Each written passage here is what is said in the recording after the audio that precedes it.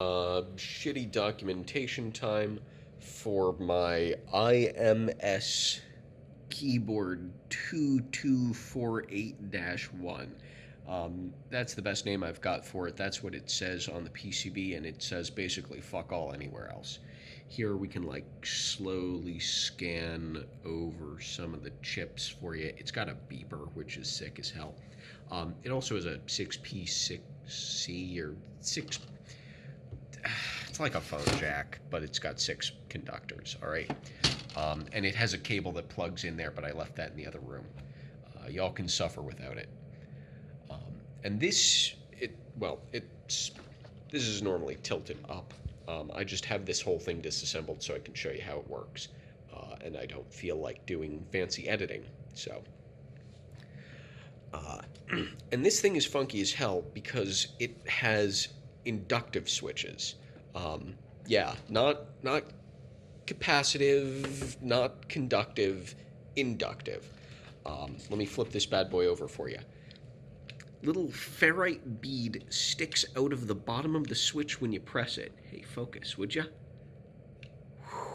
It's not focusing, but whatever. You see what I mean.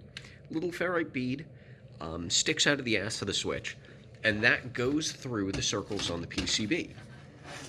You can see that. It's a double-sided PCB, which is pretty sick for 1982, isn't it? 1982, they really didn't, their PCB making was not as advanced as it is now. Much improved here, or well, much quality here. And you can see how it's set up, and it's got these weird filled-in holes. I don't know what the fuck is going on there. Maybe like for different layouts, they could drill those out. I don't know. Totally beyond me. But this thing's funky. It's also quite binding resistant. I can't press it while I've got it down on the table because the ass just like bottoms out on my countertop. But trust me here, the enter has no stabilizers and it's very resistant to binding. And these aren't even in great condition. Like you can see, I've got 1, 2, 3. Well, this one's in parts right here, but I have 4 that had failed or failing mounts. By the way, this thing is, come on, you can see it. There you go. It's a kind of cruciform mount. It's mostly just a vertical bar forward and backwards that's kind of tilted at an angle like that. And it's tough to make out here. But it has little like sidebars coming up part of the way. Mouse Fan has better pictures of this than I've got. And it seems to be a rotationally symmetrical mount, but I'm not going to try that out because if you asked me, I would say that Cherry MX cruciform mount is also rotationally symmetrical, and I've destroyed some keycaps like that. So don't take my word on that. But despite being in mediocre condition with respect to the cruciform mounts maintaining, unstabilized return key still works fine. Although this enter key is stabilized. You can see pretty modern wire stabilizers there and on the space bar. Now, the really important thing I wanted to show off here was how to properly disassemble these switches. This is the little cruciform mount. Oh, maybe I can get you a better... Come on, buddy. You can focus. You can do it, phone. The phone is struggling. Yeah, cruciform mount. It has an integrally formed housing, just like solid one-piece top and bottom.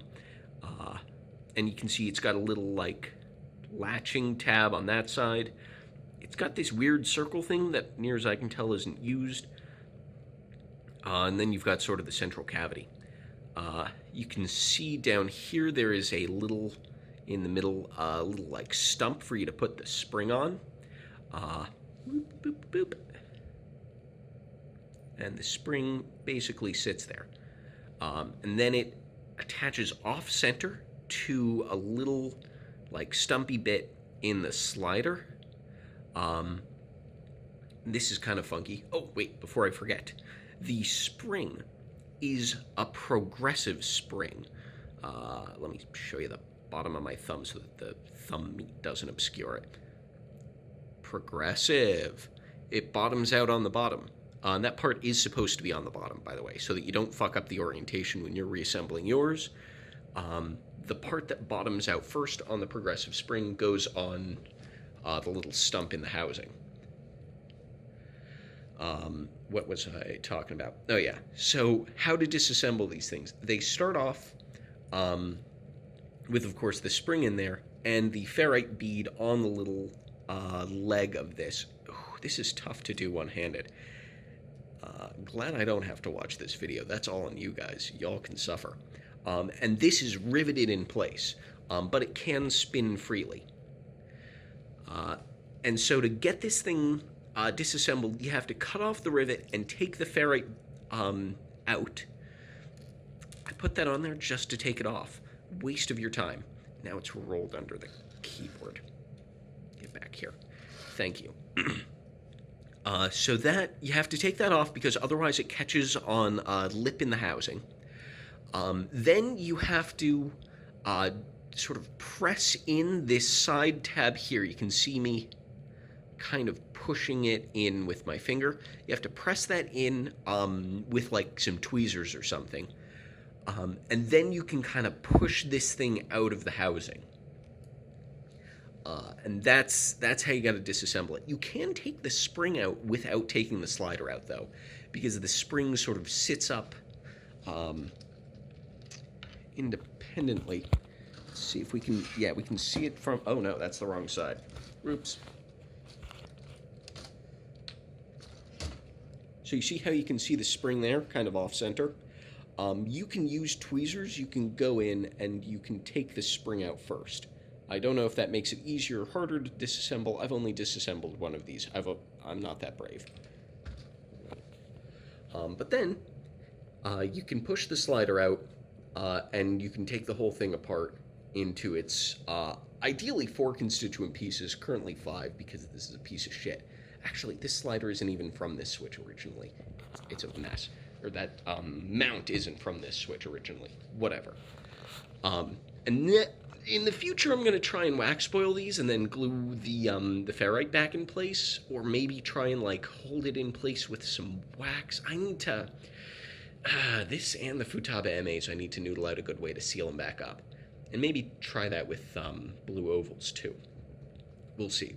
But this is my shitty documentation on the IMS keyboard. Oh, wait. One bonus piece of fuckery for you to enjoy. You see this LED for the caps lock? That is not a latching caps lock, which I was a little disappointed by, but it's even funnier. You can see how this is kind of like bent down. I don't think it's supposed to be like that, but that's how it came to me. It's like stiff and stuff too. I don't think I bent that when I was taking it apart.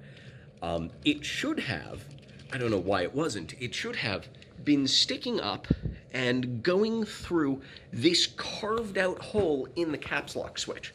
I want to be clear here, that's not like intentionally carved out. I can see sort of milling marks, like they just hacked that switch apart to make a gap for the LED to go through. And then they didn't even fucking use it. The LED was folded down the entire time. This is a funky keyboard. I really like it. I hope you guys have enjoyed this shitty video of me trying to express the weirdness of it. Enjoy.